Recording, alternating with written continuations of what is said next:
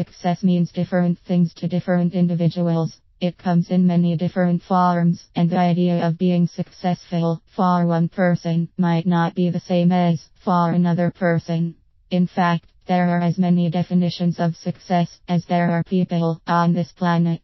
For instance, if you are a businessman, success may mean being among the top 10 companies in your industry, and if you are a student, success may mean getting distinctions and coming first in your exams. According to Earl Nightingale, success is the progressive realization of a worthy ideal. It is therefore very important for each one of us to define clearly what success means to us, and intention is another way of setting a goal. The difference I've found in intending versus goal setting is my attitude.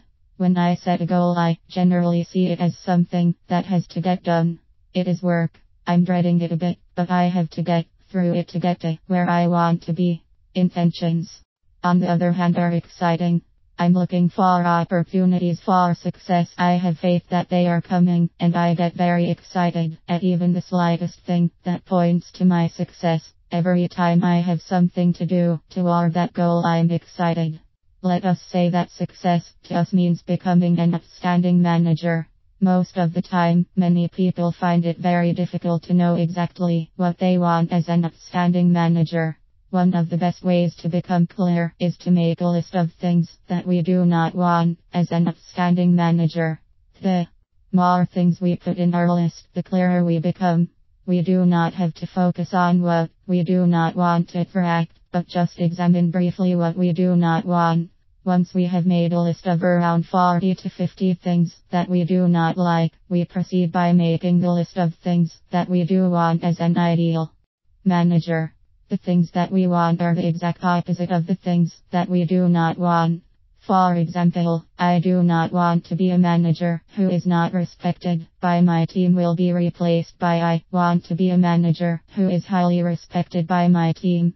I do not want to take wrong decisions will be replaced by I always take the right decisions in all situations.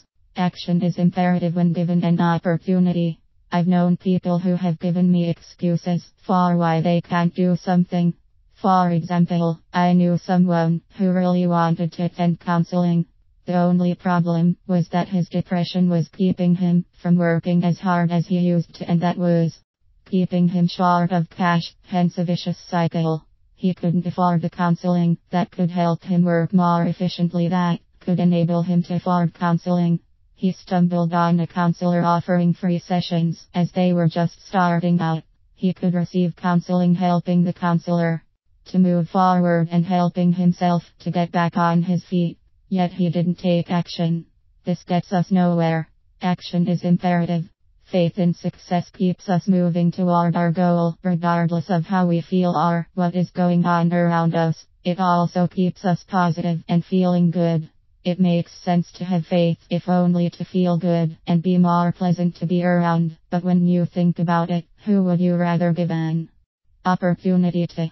But regardless of whether you believe in the quantum physics of it, the steps you go through are just logical steps that have been proven over and over to produce success. So when you see me refer to the law of attraction, know that I am referring to a collection of principles that have helped countless people create success in all aspects of their lives. Many scientists and theorists from across the globe have come to the conclusion that everything is regulated and governed by a set of universal laws such as the law of cause and effect and the law of gravity. We all deserve to be successful in life, and whatever dreams we have, we all have the potential to achieve them, as absolutely nothing is impossible.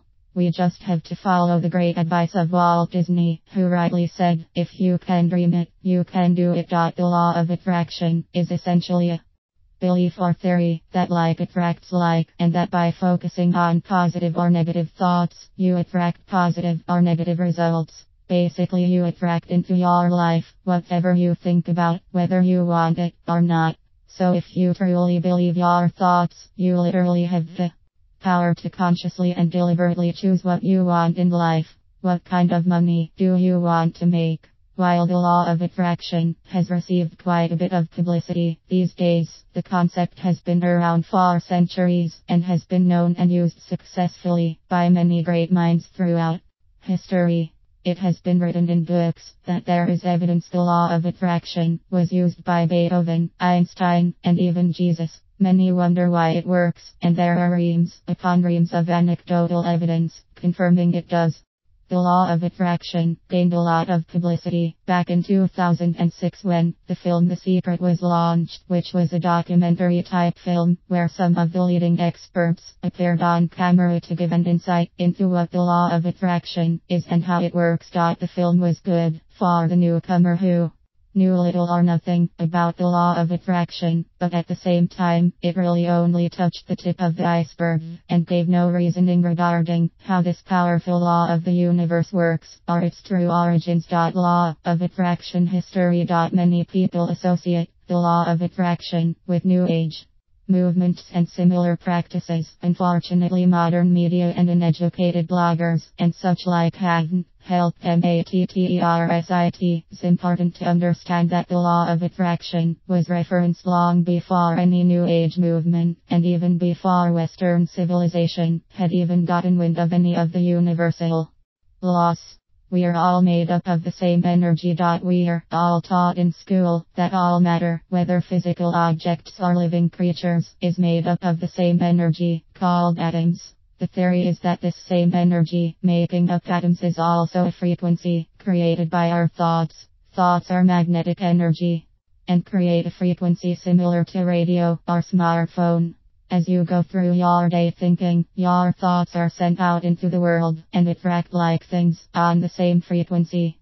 Picture yourself as a human transmission tower, emitting powerful waves of thoughts that are changing the dynamics of your life each and every day.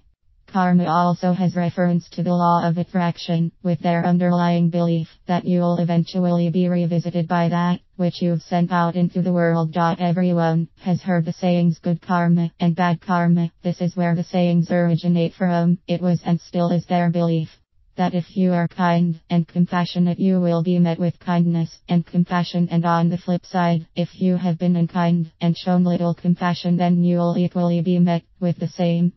So although not directly related to manifesting your desires through thoughts, as the law of attraction states, but you can see the closely related theorem of your actions and thought processes literally morphing into physical entities, meaning you are attracting into your life that which you are giving out.